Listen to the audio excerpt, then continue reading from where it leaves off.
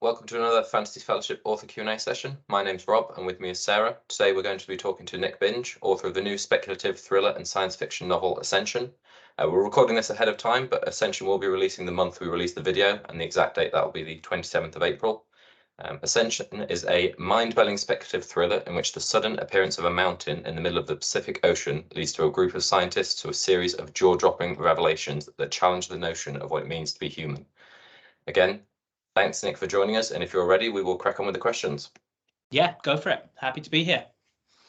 So Ascension is one of the most uniquely original books that we've both read in the last couple of years. How important was it for you to tell a different kind of story? It's a good question, because I think fundamentally, I don't think there's no such thing as a new story, right? There's just kind of different iterations of old stories, different frameworks, different retellings, things like that. But a lot of people have told me that Ascension feels fresh or new or something like that. And I think a lot of that for me was about how the various elements that I see as inspirations and that I'm leaning on come together. Because in my mind, Ascension started very much as a love letter to Gothic fiction. At the beginning, I wanted to capture that kind of sense of dread, but also that sense of kind of wonder and impossibility that you feel in classics like Dracula, like Frankenstein, things like that. And so for me, when I was first kind of coming up with the idea, there was nothing more appropriate than that. The idea of climbing a giant mountain, right? They're kind of testaments to human endeavor, pushing the limits of our capabilities. But they're also terrifying places, right? There's kind of a bleak lifelessness to them. There's altitude sickness, constant danger, all of that kind of thing. I personally think people who climb Everest are insane. I would never actually do it myself, but that fascinates me, right? That the kind of what pushes people to do that. I think it's easy to imagine otherwise sane people could kind of lose themselves to that kind of paranoia and madness that you see in kind of Edgar Allan Poe and other kind of Gothic fiction. So I wanted to play with that. But then as the story developed, all of my like personal reading influences just kept dripping into it. So kind of which is the absolute gamut of genre fiction, right? I wanted the pace to have that kind of twists and action of a thriller. There's like, without too much in the way of spoilers, there's kind of the secret tunnels and ancient maps and creatures that you might find in a fantasy. There's kind of some of the horror elements.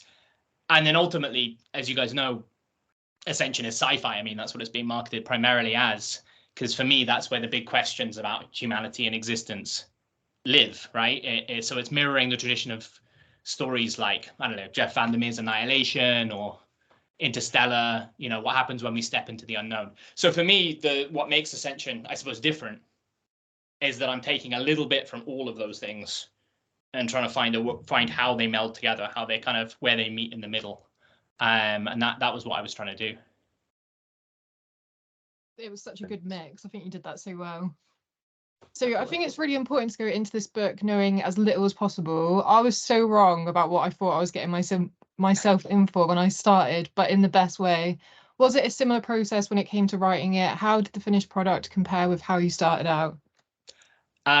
Yeah, I think it very much was a similar process. I mean, the more I write, I'm increasingly becoming very much a kind of the traditional term is, I suppose, discovery writer, or pantser as the other term, the first book I ever wrote, like the first novel I wrote, which is about 10 years ago now, and it was terrible.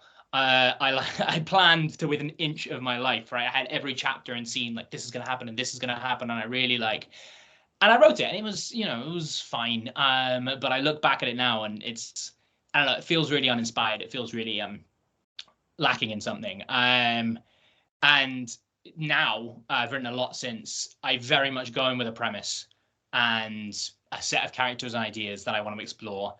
And often I don't really know where I'm going until I'm actually writing it, until I'm getting there. I mean, there are points that I know will happen along the way, but often they'll change. The ending of Ascension changed very much from when I first envisaged it. And like, I'll get to a chapter. A lot of it for me is about pace, I think, when I'm writing. I think about pace a lot. I think about it kind of like the music of a book and the beats and the rhythm of it. And I'll be writing a chapter and I think I know where it's going to go. And I'll get a sense that, like, I don't know, the pace is dropping. It's feeling a bit slow for me. And my brain will do something like, what if I don't know, what if there was this monstrous creature, or what if like this person shoots this other person in the head, or what if one of them is actually a clone, or just some kind of nonsense like that, and I'll just write that, and then afterwards I'll be like, right, great, now I have to deal with that as well. I've just entered that into the book. Now I have to like go back and kind of work that in. So I'm kind of a slave to my own mind a little bit there in terms of kind of going off in tangents. I think that happens with characters too, right? I don't think it's a spoiler really, but one of the characters in the book, Betten, the kind of the mountaineer character, I originally envisaged him as far more of this kind of like stoic, quite heroic character, almost like a kind of Maximus from Gladiator type personality. And then literally from the moment I started writing him, I was like, oh no, you're actually an asshole. Okay, fine. We'll run with that. And so yeah, a lot of it is discovery as I'm writing. I feel that's the way that definitely works the best for me these days. Sounds exhausting. Yeah, and fun. It's fun. Does that mean that there's like an alternative ending out there in your head? Yeah, there's a few different options. There was one that I originally had. Yeah, it's not fundamentally different, but it's not as good either. Okay. Like I'll be able to get to a point and realize that what I initially had planned, often because of stuff that I've written by the time I got there, I'll be like, that just doesn't work anymore, or that doesn't fit, or it's not right. And I'll be very quick to then just throw it out the window. We'll ask you about that once we've finished recording, so we don't spoil it. Okay. So there's a lot of science in the book, as I've mentioned, and mountaineering is always mentioned. Could you tell us a bit about your background if you have any background in those fields, and how Ascension came to be based on that? I don't have a huge amount of background in those fields, to be honest. I mean, I've traveled a lot. I've hiked some mountains, nothing like huge like Ascension or Everest or anything like that, but I've done some like alpine crossings and hiked across a volcano once, which was fun. But so I've done a lot of traveling and been a lot of places, but nothing like what I'm talking about in the novel, really. And in terms of the science and the mountaineering, I think I read a lot of nonfiction. Like I love really fringe exploratory stuff that kind of challenges accepted paradigms. I'm always fascinated by kind of different ways of looking at the world or at humanity, or things that make you kind of rethink what you knew. So for Ascension at the time, as I was writing it, I was reading books about microbes, about entomology, about geographical plates, things like that.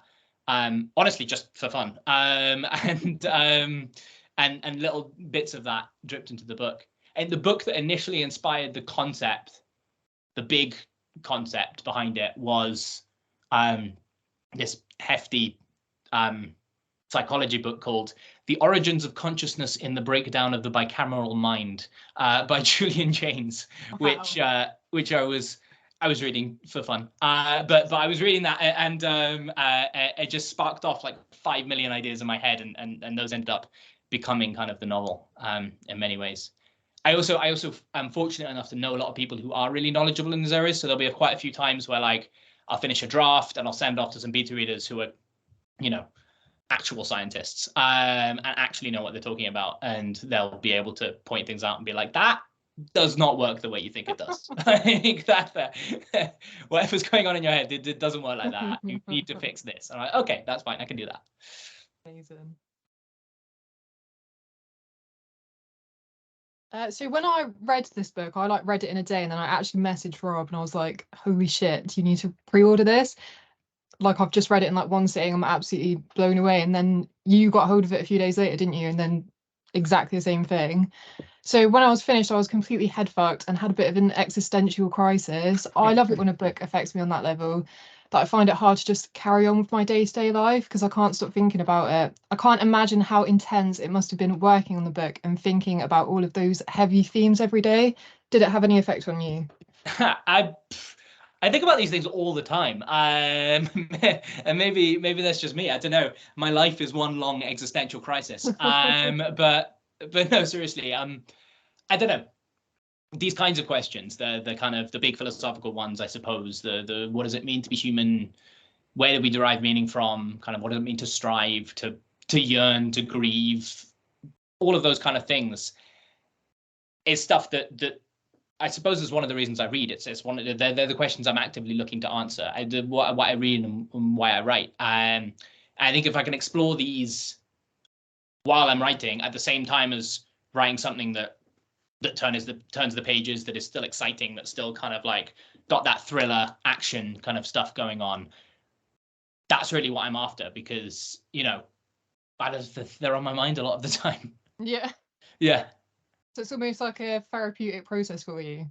Yeah, to some degree, definitely working these questions out through characters and through people, for sure. Yeah.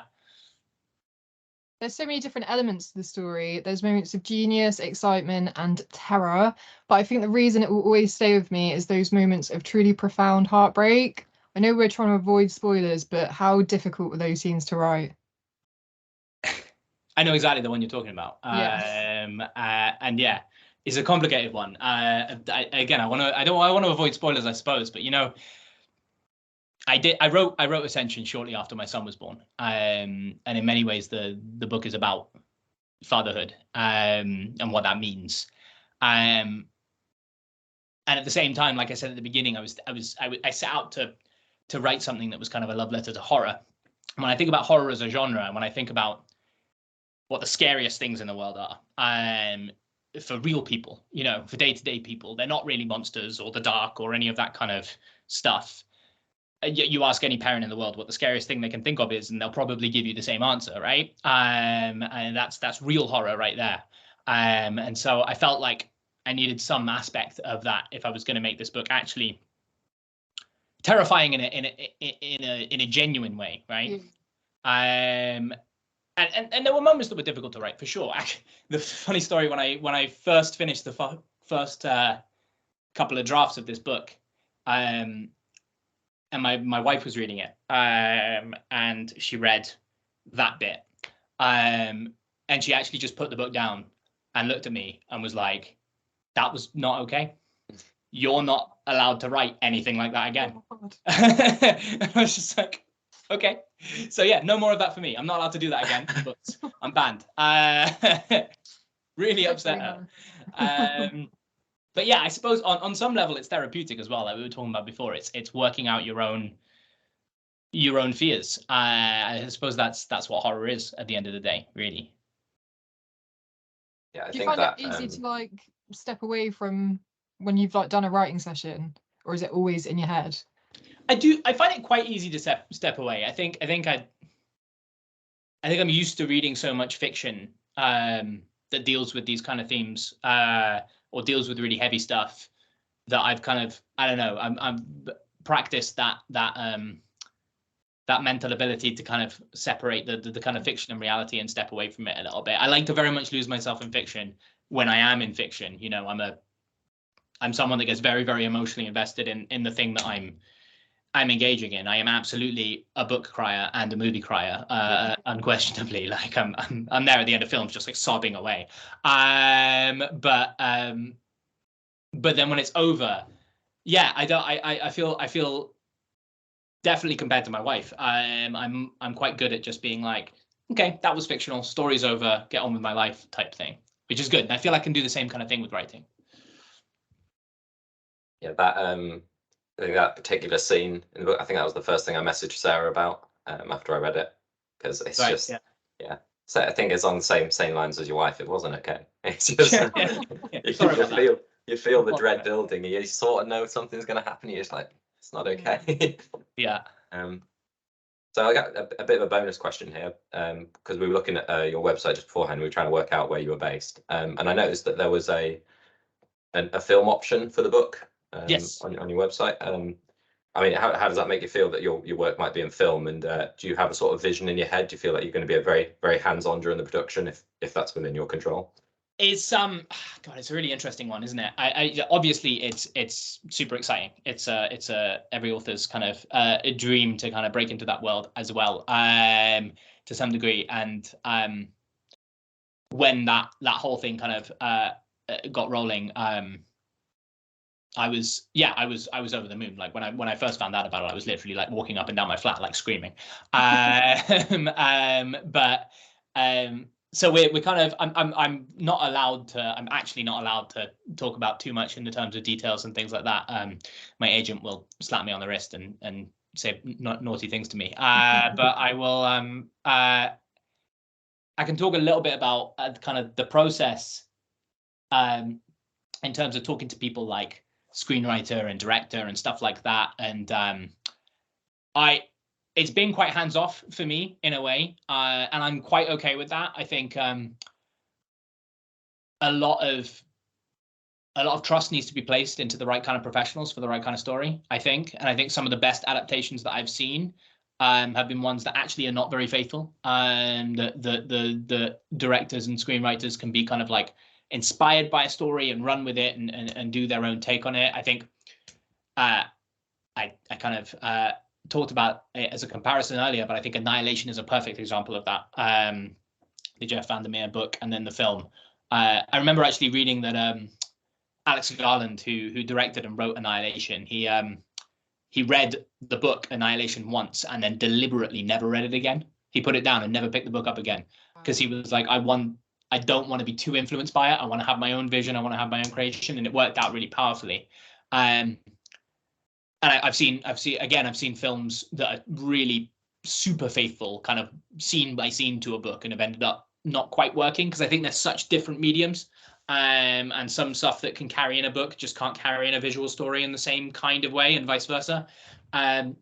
So yeah, I think it's been a process of putting faith in the right people to do the right job and to deliver the right kind of story. But overall, I'm really excited. I'm really excited with the possibility of what might come out of it. Yeah, we've spoken to a couple of authors about when they hand over their work. Almost, it's usually to do with covers. So the authors have to put, the creative license effectively to the artist and trust them. And trust them that they'll come up with something. And some of them find it really hard to let go and want the control. But I think it is best when the creative freedom is given to the artist or the director in this case to develop that. I think book cover is amazing. The Ascension book cover. Yeah. Oh, it's gorgeous, isn't it? It's very dramatic. Both the UK one in particular is really dramatic. It's really cinematic. I really like the US one as well. They're both quite different in their styles. But yeah, no, I'm really in love with them. Yeah, I was really happy when I came across them. So could you tell us a bit about your journey to being a published author? There's a lot of hype around this book, especially some really good reviews out there as well. How are you finding that reaction as well from the public? I mean, it's been a bit of a roller coaster. I'm kind of still, pinching myself, to be honest. It's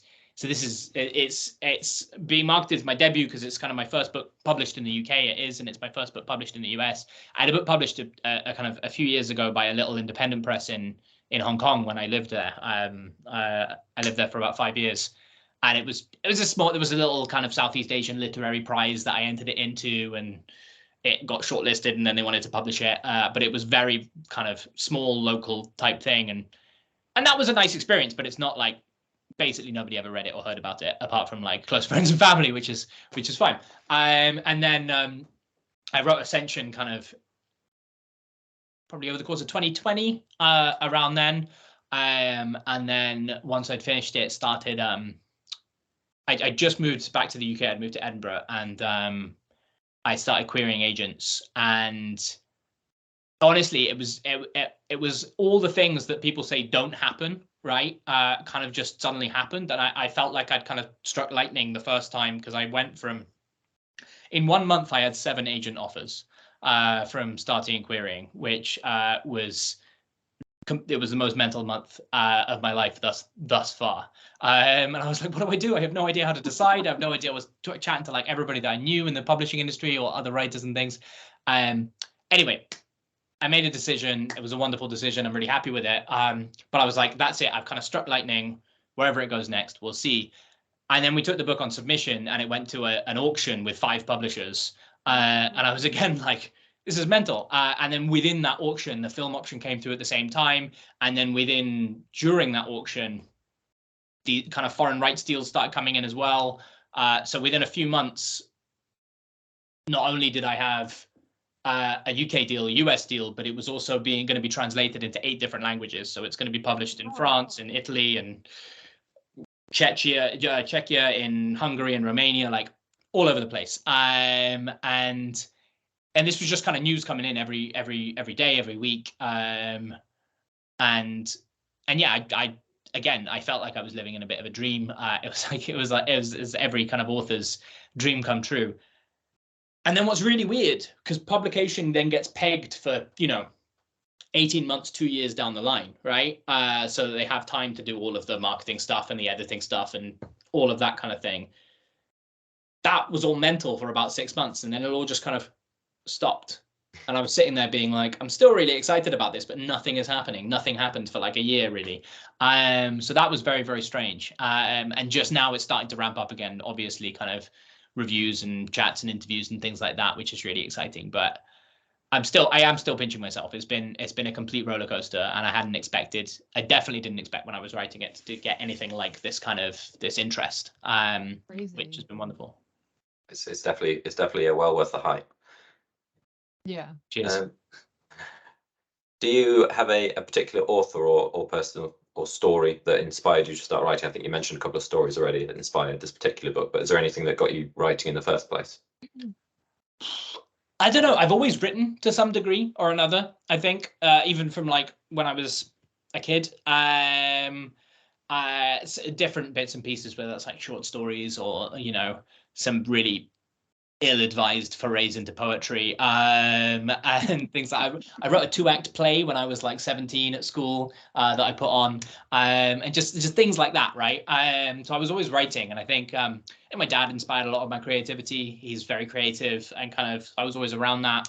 And the list of authors that I look up to is frankly way too long to name. I mean, I just it's so many that I've looked at and thought, God, I wish I could write like you. And I still read people at the moment all the time, where I pick up a book and I get to the end of it, and new authors that I see as an inspiration. And I think I would love to be able to write like you. I would love to be able to write like this.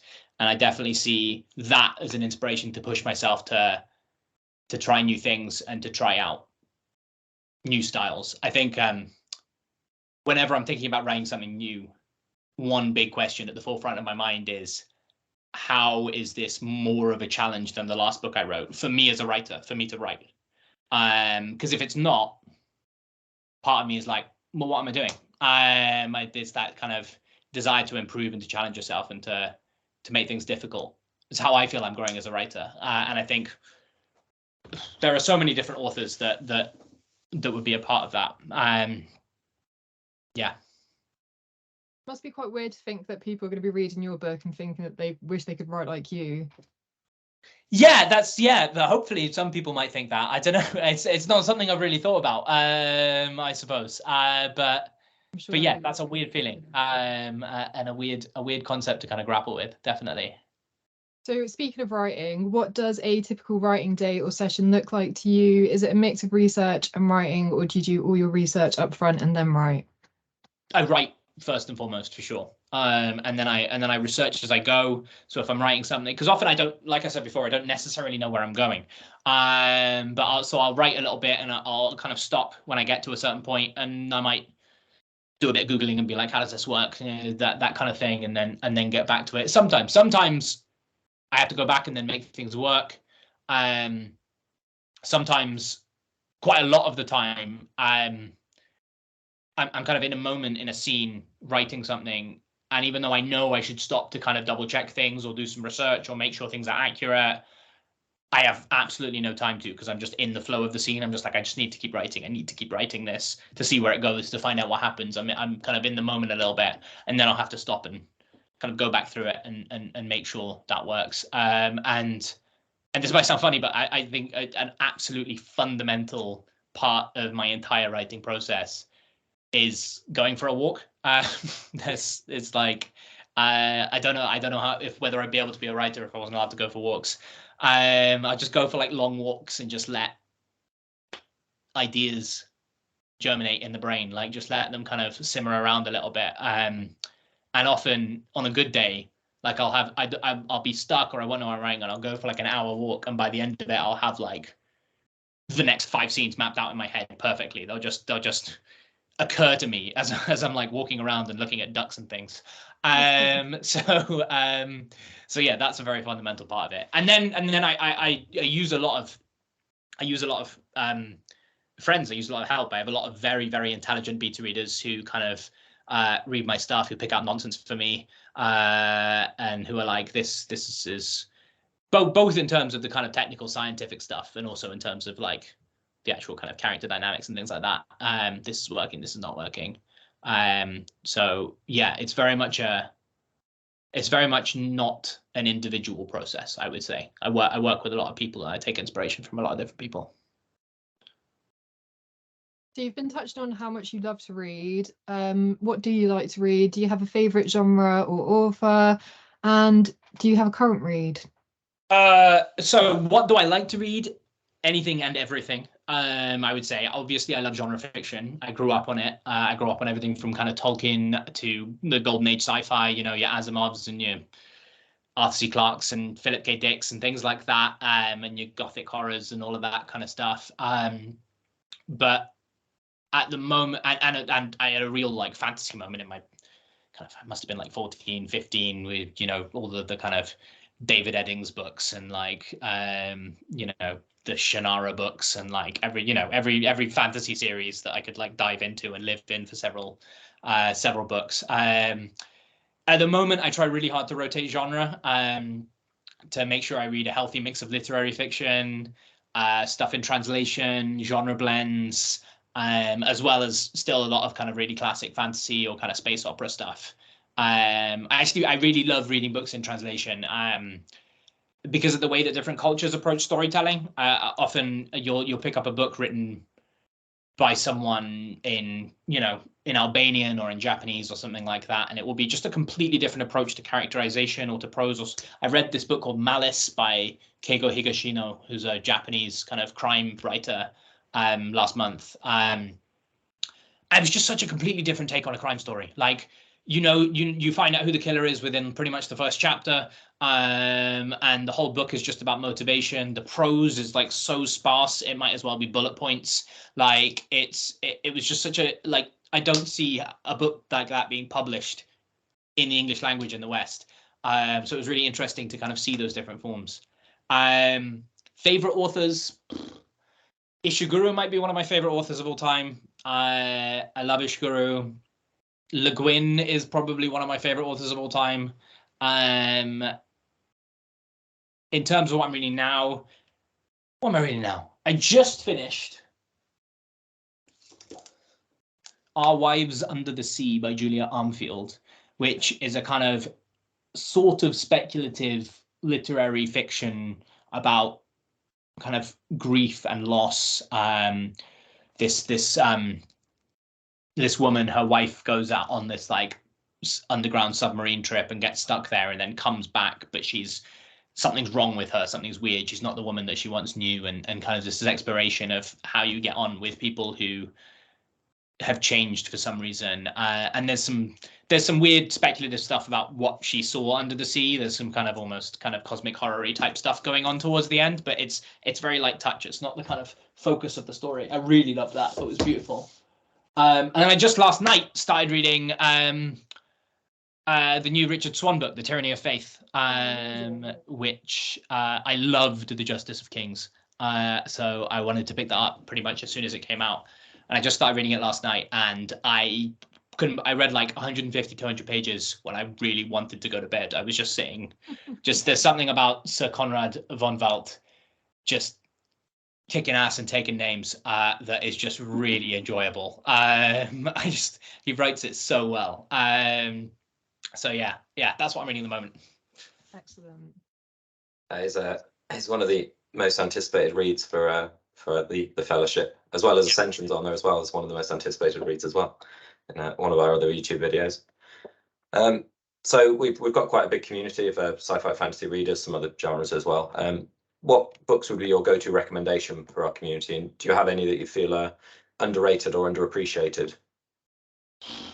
Good question. I mean, my go-to recommendation for anyone in the fantasy world, and you are the Fantasy Fellowship, it's not because they're underrated. They're not underrated at all. But if anybody watching this hasn't read the Earthsea books by Ursula Le Guin, then they absolutely should. I think they're some of my favorite books of all time. I'm absolutely in love. A Wizard of Earthsea is great.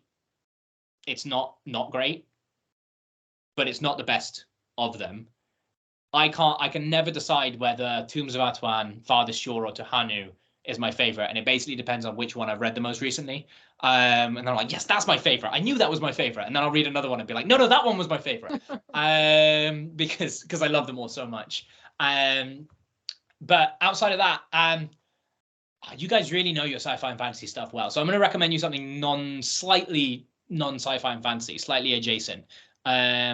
One of the best books I've read recently, past couple of years, is a book called Bewilderment by Richard Powers, which is kind of vaguely lit fic, but it's also kind of it's got sci-fi stuff going on. It's kind of an homage to Flowers for Algernon, that classic Daniel Keyes story. And it's got some kind of sci-fi tech going on in it as well. But it's all about this relationship between the father and his kind of neurodiverse son, and it's beautiful, it's wonderful. I couldn't get enough of it. I thought it was absolutely stunningly written. So that would be my big, strong recommendation if anyone's looking for something a little bit different. I do have that book, so I'll have to bump it up the TBR. It's great. It's so good. Be careful though. You know when we were talking about that scene in my book, and we were talking about like moments that make you really like tragically like, and I was talking about like how I don't usually take fiction away with me. The end of Bewilderment broke me. Like I remember specifically reading it. I finished the book. I was in the bath. I was reading in the bath, and I finished the last like chapter of the book. And I'm not going to spoil anything, but I think I then spent the next 20 minutes just basically staring at a wall, just like just emotionally processing myself. So yeah, it's heavy. That really makes me want to read it more. Yeah. That's the sell. So when I finished Ascension, I just immediately needed more. So please tell us what your plans are for the future. Are you working on anything at the moment? Yeah, I'm writing all the time. I've got at least 2 or 3 more books in kind of various stages of development at the moment, and it's all about publishing schedules and things like that, and what works first and when we're going to do it. But my next book, the one what hopefully you'll hear about, you might hear about at some point later this year. It's finished. It's edited. I'm really proud of it. It shares a lot with Ascension.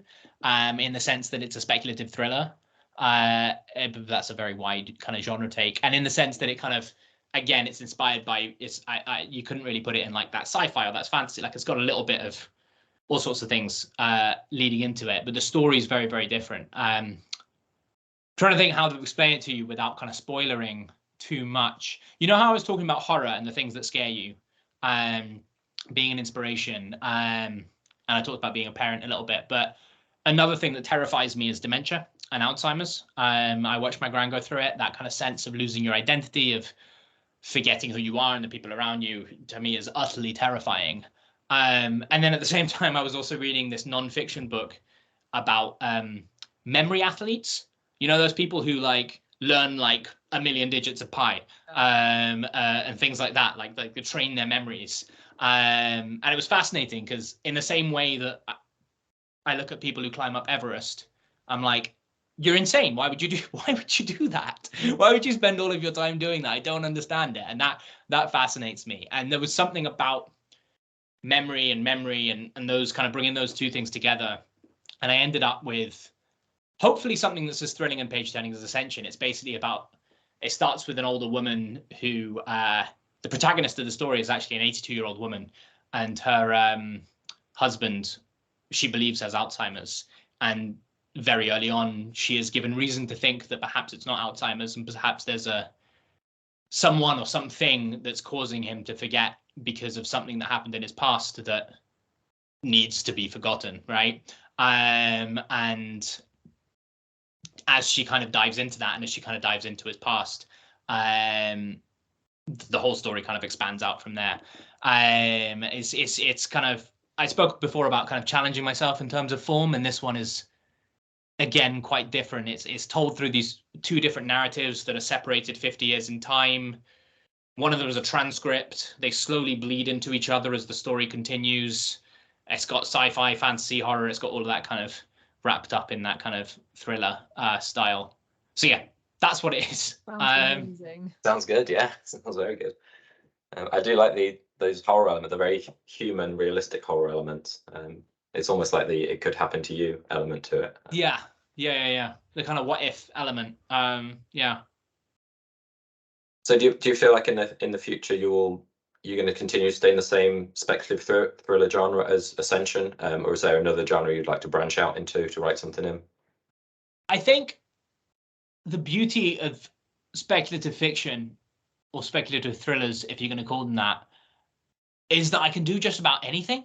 Because it's kind of broad enough that as long as it's got the pace of a thriller, which is something that I probably will always write. I like reading books that are pacey and exciting. I like reading books that are tense, and I like writing stuff that has that kind of tension to it.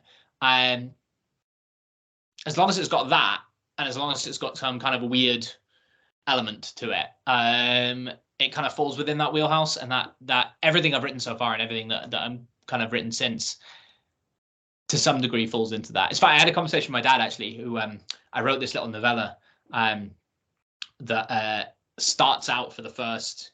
It was kind of experimenting, ramping up weirdness quite quickly. It starts out for about the first chapter as seeming to be this kind of very strict, straightforward crime procedural detective story, and by the end, it's completely fucking bonkers. It's like, some coked up detective is time traveling to stop a clone causing the end of the universe type thing. Like it just goes all over the place, right? And it was great fun. I had a lot of fun. But he read it, and I remember him saying to me, like, I thought you were really good at just the straight crimes. Like, would you ever consider just doing that? Like, I was really enjoying. Not that I didn't enjoy the second half, but I was really enjoying the first half. Like until you got weird with it. And I was just like, I don't know if that interests me as much. I don't know if there's enough there to drive me to want to write the story if it hasn't got that kind of slightly over the top, weird, speculative element to it. So I think there'll always be a bit of that in my work. It sounds almost a bit like Stephen King, that with everything seems normal for a good portion of the book, but then the second half of the book, everything goes mental. Yeah. When I was trying to describe it to someone, I was like, it's imagine a book that. And this you might see this novella at some point. Actually, we're trying to work out the best place for it. But imagine a book that starts as True Detective and ends as Philip K. Dick. And that was my pitch for it. Yeah. So yeah, fun to write. So that's all our questions. We'd love to talk more about Ascension, but like we said, you have to go in knowing nothing about it, and just have an open mind, because we can't spoil the ending or anything that happens in it. But no doubt we will talk to you more once we hang up. Amazing. So thank you everyone so for listening, guys, and that's been great. So thank you everyone for listening, and thank you to Nick for joining us. Again, everyone be sure to check out Ascension on the 27th of April. Don't miss it. If you'd like to talk more about books with like-minded individuals, then you can join our community. You can find the link to our Discord below, as well as Nick's Twitter and website. You can find us on Instagram. We are at fantasy_fellowship. On Twitter, we are at fanfellowship, and we also have a website, which is www.fantasy-fellowship.co.uk. If you'd like to support the Fantasy Fellowship to bring you more content and giveaways, then you can find our Ko-Fi page linked in the description below as well. And if you enjoyed this Q&A, be sure to hit the like, and to keep up to date with more, hit that subscribe button as well. Thanks everyone. Bye.